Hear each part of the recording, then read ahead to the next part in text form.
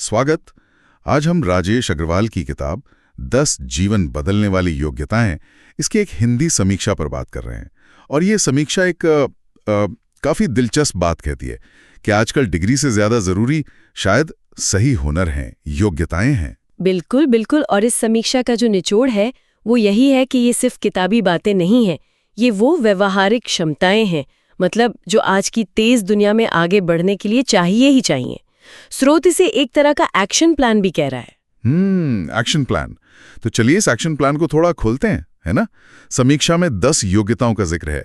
शुरुआत शायद कुछ बुनियादी चीजों से होती है, जैसे समय का सही इस्तेमाल, समय प्रबंधन। हाँ, समय प्रबंधन और उसी के साथ लक्ष्य तय करना। समीक्षा कहती है कि ये दोनों मिलकर मतलब जीवन को एक दिशा देते हैं।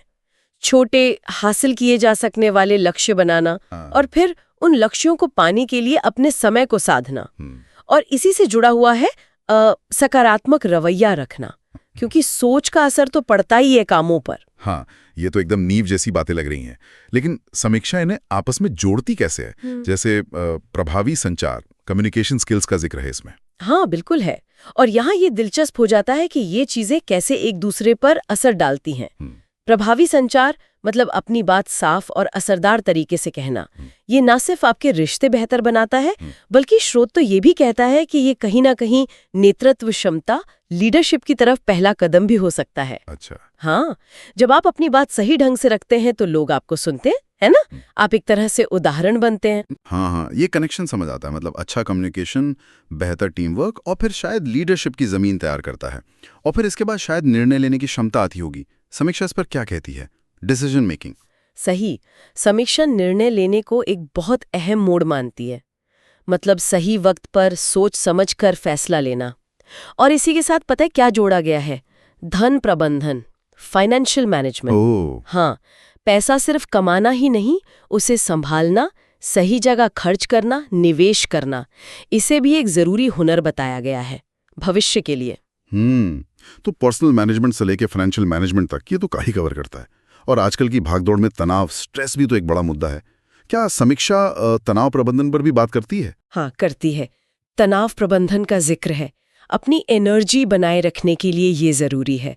और साथ ही रचनात्मकता, क्रिएटिविटी, मतलब मुश्किलों को नए नजरिए से देखना, नए हल निकालना। स्रोत के हिसाब से ये दोनों ही चीजें व्यक्तिगत शांति और पेशेवर सफलता दोनों के लिए महत्वपूर्ण है। ये हमें स्टेबल और इनोवेटिव बनाते हैं। सही कहा। और एक योग्यता जो मुझे इस समीक्षा में बहुत ही ज्यादा प्रासंगिक लगी, वो है लगातार सीखते रहना, कंटिन्यूअस लर्निंग। ऐसा लगता है आजकल इसके बिना तो काम ही नहीं चल सकता। बिल्कुल। वास्तव में समीक्षा इस बात पर बहुत जोर देती है कि दुनिया इतनी तेजी से बदल रही है कि रोज कुछ नया सीखना ही पड़ेगा। ज्ञान अब वो नहीं रहा कि एक बार ले लिया और बस, उसे लगातार ताज़ा करना पड़ता है। वही आपको टिकाए रखता है। तो ये 10 योग्यताएं हो गई। समय प्रबंधन, लक्ष्य निर्धारण, सकारात्मक सोच, संचार, नेतृत्व, निर्णय लेना, धन प्रबंधन, तनाव प्रबंधन, रचनात्मकता और निरंतर सीखना। ये सब मिलकर एक पूरी तस्वीर बनाती हैं। समीक्षा किन लोगों के लिए इस किताब को सुझाती है? मतलब किसके लिए है ये? स्रोत का नजरिया इस पर बड़ा साफ है। ये सिर्फ स्टूडेंट्स या कामकाजी लोगों के लिए नहीं है। ये हर उस इंसान के लिए है जो अपने जीवन को बेहतर बनाना चाहता है या कभी-कभी मतलब थोड़ा आत्मसंदेह महसूस करता है। ये सिर्फ मोटिवेशन नहीं है, ये एक प्रैक्टिकल गाइड है जिससे आप असल में इस्तेमाल कर सकते हैं। तो संक्षेप में कहें तो इस समीक्षा का संदेश यही है कि इन 10 योग्यताओं को जानना ही काफी नहीं है, इन्हें आदत बनाना जरूरी है। और ऐसा करने से जीवन में, सोच में और सफलता में वाकई एक बड़ा बदलाव लाया जा सकता है। बिल्कुल। और ये पूरी बातचीत एक बहुत दिलचस्प सवाल पर लाकर छोड़ती है कि अगर किसी को इन योग्यताओं को विकसित करना शुरू करना हो तो उसे सबसे पहले किस एक हुनर पर काम करना चाहिए?